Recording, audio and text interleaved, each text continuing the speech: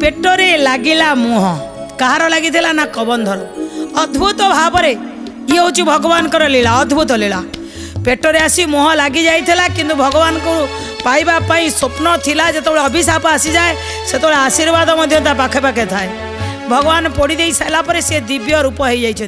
दिव्य रूप होकर भगवान को कहते हे प्रभु हे रघुनंदन मोर कथा शुण मते देखा जाउची दिव्य भावना रे सुग्रीव नाम रे जड़े बानर अछंती एबे सी पंपा सरोवर निकट रे जो ऋष्यमुख पर्वत अच्छी से पर्वत पाखरे 4 जन बानर सहित से उपस्थित अच्छा तुम्हें जाओ ठीक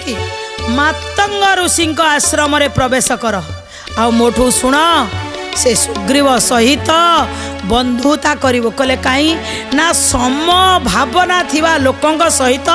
बंधुता करा जाए किए कहउछन से कबंधर दिव्य स्वरूप कहउछन सम भावनापन लोकंक सहित बंधुता करा जाए। दर्शक बंधु केते सुंदर कथा चिंता करूँ कले आपणक स्त्री की हरण करि नै जाइछि रावण सेठी जो सुग्रीव अच्छी तार स्त्री की हरण करि नै जाइछि बाली जी बुझी पारिबो दुखी ही गोटे दुखर दुख को बुझी पारिबो जहाँ स्त्री नहीं सी बुझी पारिबो स्त्री रो महत्व केते सी आपणक सहित मित्रता करिवो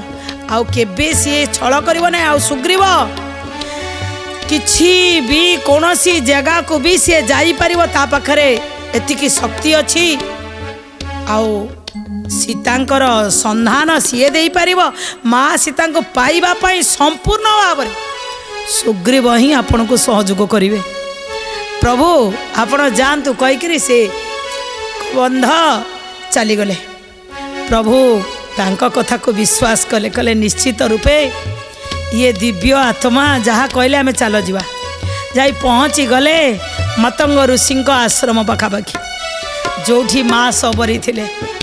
माँ सबरी तो केते दिन चाहिए सते मो प्रभु दिने आसबे आउ जिते आज प्रभु को देखी देइछंदी भाव विहल रे प्रभु को से अईठा कोली मो प्रभु को पाटी खट्टा न लागो आगे चाखी चाखी भाव जोठी थिबो आज्ञा भाव रे सब बळे भगवान बंदा देई सारिला परे कहिले प्रभु खाई सारिले मते आसीची सुग्रीव कोठी अछि एई पंपा सरोवर निकट रे ए जो ऋष्यमुख पर्वत जोटी सुग्रीव अच्छा माँ सबरी प्रभु को सब कथा कहीदेले कौटी अच्छा केमिति अच्छा आसिक प्रभु पहुँची गले मित्रता पाई हाथ बढ़ाई देले उभय मित्र हो गले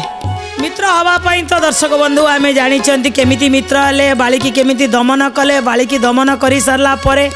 सुग्रीव को राजा करदेले किष्किंधा राजा कर सारा पर अंगद को राजकुमार करदेले करई सारा परे लंका उपरे